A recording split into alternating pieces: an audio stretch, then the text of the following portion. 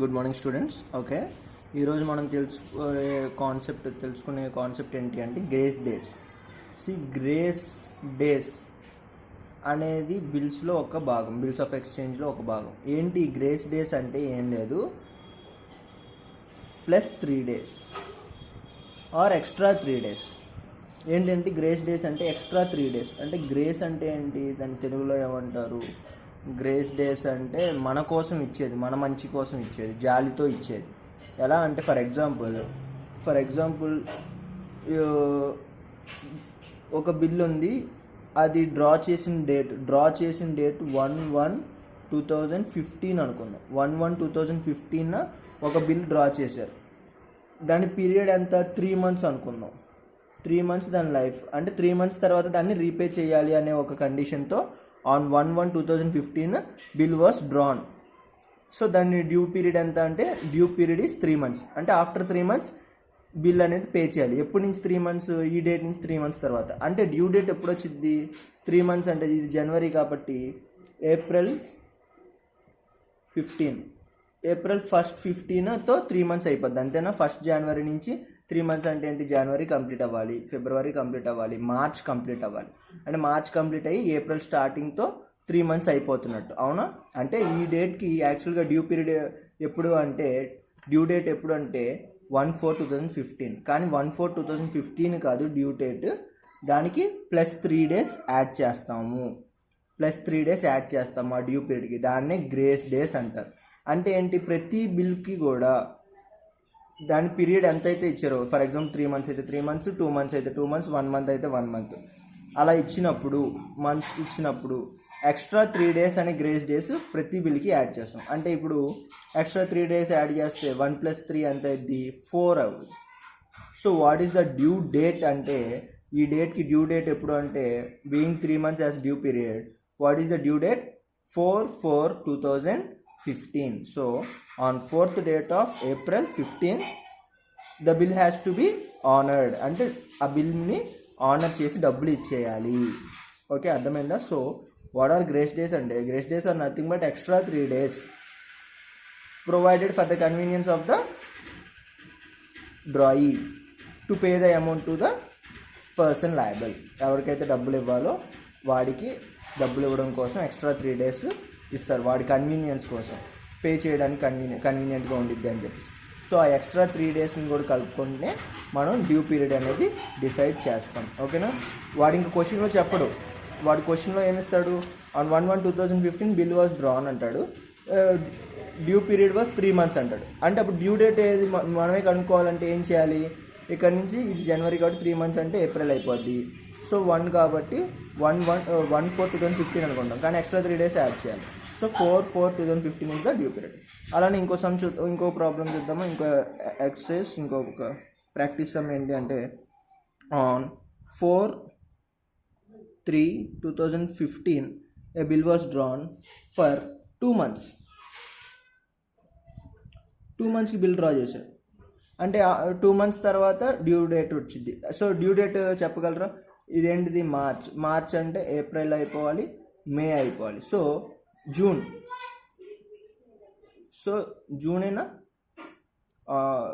April 1 month, May 2nd month, no May. So యాక్చువల్గా అయితే 4/5/2015 అంతేనా? 4/5/2015తో ఇది 2 months కంప్లీట్ చేసుకుంటున్నట్టు, అంతేనా? మార్చ్ నుంచి ఏప్రిల్ 1 month, మే 1 month. ఓకేనా? So March to April, April to May, ఇలా 2 months అయింది ఈ డేట్తో. కానీ డ్యూ డేట్ ఎప్పుడు? 4 + ఎక్స్ట్రా 3 days యాడ్ చేయాలి. So 7/5/2015 will be the due date. 7/5/2015 will be the due date. అర్థమైందా కాన్సెప్ట్? ఏం లేదు, మంత్స్ యాడ్ చేసేసుకుంటాం, కానీ డేస్ అప్పుడు మాత్రం ఎక్స్ట్రా 3 days యాడ్ చేసుకోవాలి. ఇంకొకటి, on 10/7/2015 a bill was drawn for 3 months. So దాని డ్యూ పీరియడ్ చెప్పాలి. సో 7th month డ్రా చేసాం కాబట్టి 8, 9, 10. సో 10th month 15 అది డ్యూ డేట్ వచ్చింది. డేట్ ఎప్పుడు 10 అనుకుంటాం, కానీ 10 + 3, so 13. So what is the due date అంటే ఫర్ దిస్ బిల్ అంటే 13/10/2015. అర్థమైందా? So this is how due date should be calculated by adding extra 3 days known as grace days. So extra 3 days should be added to the due date. So that is called as grace days. Extra 3 days are called as grace days. Okay na? So grace days అనే concept మనం మీకు explain చేయలేదు అనుకుంటా. So this is what grace days is. Okay, తర్వాత ఇంకొక point ఏంటి అంటే మనం నేను ఇచ్చిన దాంట్లో parties of bills of exchange అనేది చూసాం. పార్టీస్ ఆఫ్ బిల్స్ ఆఫ్ ఎక్స్చేంజ్లో ఇది ఆల్రెడీ నేను చెప్పేటప్పుడు స్టోరీ చెప్పేటప్పుడే చెప్పేసాను. Drawer, drawee, third one is payee.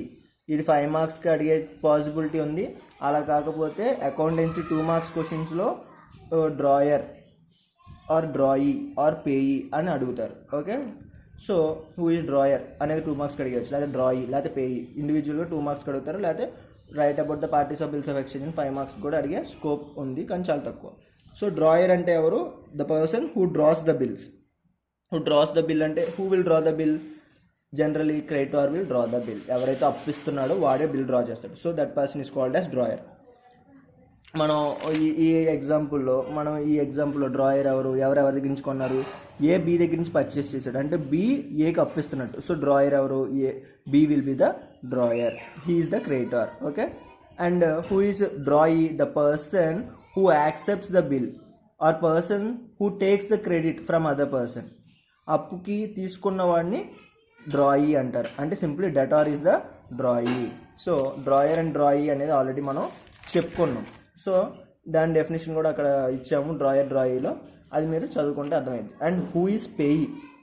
Payee అంటే ఎవరంటే the person who gets payment of that bill on maturity date. ఆ మెచ్యూరిటీ డేట్ నాడు ఎవరైతే మనీ రిసీవ్ చేసుకుంటారో ఆ బిల్ మీద వాళ్ళని పేయీ అంటారు. అంటే మనీ ఎవరు రిసీవ్ చేసుకుంటారండి? బిల్స్ ఆఫ్ ఎక్స్చేంజ్లో లాస్ట్కి వచ్చేప్పటికి మనీ ఎవరు రిసీవ్ చేసుకుంటారు? ఎవరికి వస్తుంది డబ్బులు? ఎవరికి వస్తుంది? ఇదే ఎగ్జాంపుల్లో అయితే ఎవరికి వస్తుంది డబ్బులు? ఏ బీకి ఇస్తాడు అంటే బి రిసీవ్ చేసుకుంటాడు. అంటే బి ఈజ్ ద పేయీ.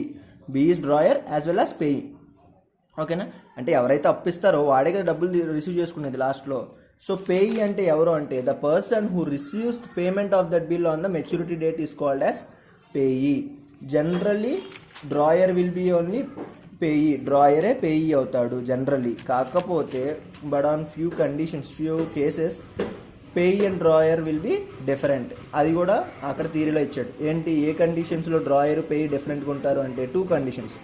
ఒకటి బిల్లుని డిస్కౌంట్ చేసినప్పుడు, 2 బిల్లుని ఎండార్స్ చేసినప్పుడు. అంటే అవి మీకు ఇప్పుడు ఎక్స్ప్లెయిన్ చేస్తాను. అది ఎలా ఎక్స్ప్లెయిన్ చేస్తానంటే ద నెక్స్ట్ పాయింట్ మనం డీల్ చేసేది ఏంటంటే బిల్స్లో సిచ్యువేషన్స్ ఉంటాయి. ప్రతి బిల్లు ఒకలాగే ఉండదు. Bills will have different situations. మనం నేర్చుకోవాల్సింది 4 సిచ్యువేషన్స్. ఓకే, ఆ 4 సిచ్యువేషన్స్ ఎక్స్ప్లెయిన్ చేస్తాను.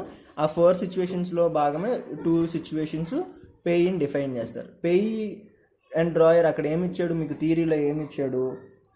Except in the following 2 conditions drawer and payee will be same. ఆ 2 కండిషన్స్ ఏంటి? When the bill is discounted with the bank and when the bill is endorsed with other person. ఆ 2 కండిషన్స్లో తప్ప drawer payee ఇద్దరు సేమే అని చెప్తున్నాడు. Okay, so ఆ 2 కండిషన్స్ తెలుసుకుందాం. అలా కాకుండా ఇంకో 2 కండిషన్స్ ఉన్నాయి, అవి కూడా మనం ఇప్పుడు తెలుసుకుందాం.